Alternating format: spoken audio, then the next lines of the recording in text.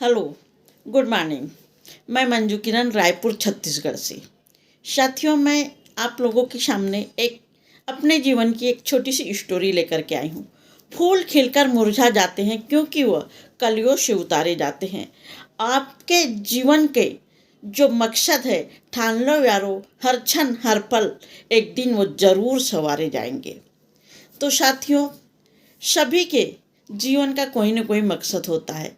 कोई किसी तरह से आगे जाता है, कोई एक क्षण में आगे जाता है, कोई एक पल में, किसी को एक एक टाइम भी लगता है।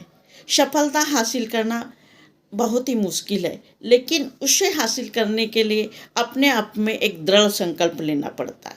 तो साथियों, मैं भी एक आम नारी की तरह मुझे अपनी पहचान नहीं रखना था। मुझे एक पिता, पति या बच्चों के नाम से न पहचाना जाए, इस तरह मुझे अपने नाम से पहचाना जाए, यही मेरा मकसद था। तो साथियों, मैं बालाघाट जिले के एक छोटे से ग्राम केसा की रहने वाली हूँ। वहाँ पे मेरा बचपन बीता। वहाँ पे मेरे मम्मी पापा, भाई बहन सभी लोग रहते थे। तो साथियों, उन दिनों हमारे गांव में प्राइमरी स्कूल हुआ करता था 5वीं तक। उसके बाद में मैंने 6 से 8 तक दूसरे गांव में जाकर के हम 5 किलोमीटर रोज पैदल जाया करते थे। उस टाइम कुछ भी साधन नहीं हुआ करता था। खेतों के पगडंडियों कीचड़ भरे रास्ते से हमको रोज जाना और आना रहता था। उस मुश्किल घड़ियों में भी हमने शिक्षा प्राप्त करी।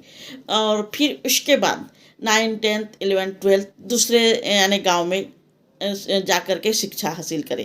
उस टाइम हमको बीच में एक नदी बढ़ती थी, उसको भी क्रॉस करके जाना पड़ता था।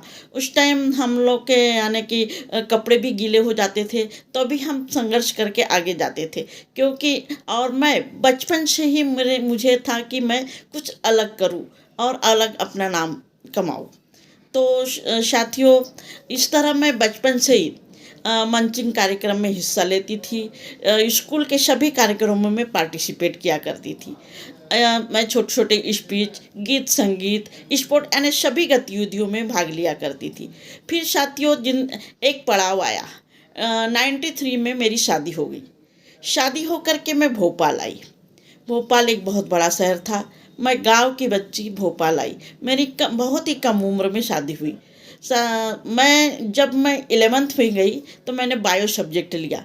मुझे बहुत शौक थी कि मैं डॉक्टर बनूं। उस टाइम यानी कि गांव की एक लड़की, मैं परिवार की एक बेटी जो डॉक्टर बनना चाहती थी और बायो सब्जेक्ट ली थी, तो बहुत ही अलग ही तरह की खुशी महसूस हुई परिवार में। वैसे मेरे पापा जी टीचर थे, तो हर समय हमारा मनोबल बढ़ाया करते थे।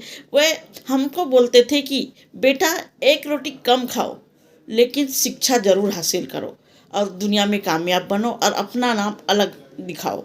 तो साथियों, इसी तरह फिर मैं भोपाल आई। वहाँ पर मेरे मिस्टर जो थे मंत्रालय में सर्विस करते थे। उन्होंने मेरा आगे की पढ़ाई जारी करने के लिए मुझे बहुत आगे बढ़ाया और मैंने ग्रेजुएशन हासिल किया। और इसके बाद मेरे कुछ सपने थे, मैं कुछ अलग करूं समाज में और अपने महिलाओं में अलग अपना नाम दिखाऊं।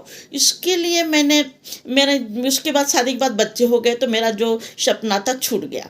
फिर जैसे जैसे बच्चे बड़े हुए, मैं यानी लोगों के बीच जाती गई, मिलती गई, तो मैं कुछ कुछ छोटे छोटे मंचिंग कार्यक्रम देती गई। शिक्षा के ऊपर मैंने बहुत यानी काम किया गाँवों में जा कर के।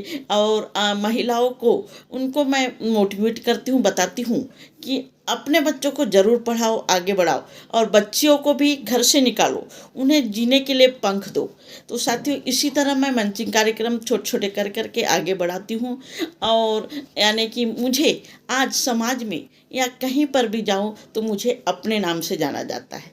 मुझे इस पर गर्व होता है और मेरे बच्चे भी मुझ पर गर्व करते हैं कि हमारी मम्मी ने उस क्षेत्र से, गांव के क्षेत्र से आई, लेकिन अपना नाम खुद से हासिल किया।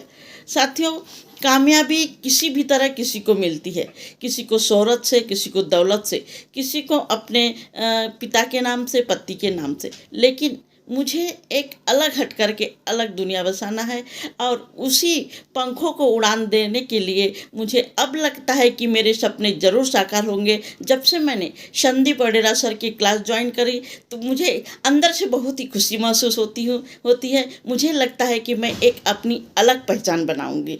तो साथियों, तुम अपनी ज़िंदगी को हौसलों की दवा देते रहो। तुम अपनी ज़िंदगी को हौसलों की दवा देते रहो। देखना ज़िंदगी कभी मुश्किलों से बीमार न होगी। देखना ज़िंदगी कभी मुश्किलों से बीमार नहीं होगी। इसी स्टोरी के साथ मैं आपको अगली स्टोरी में मिलूँगी।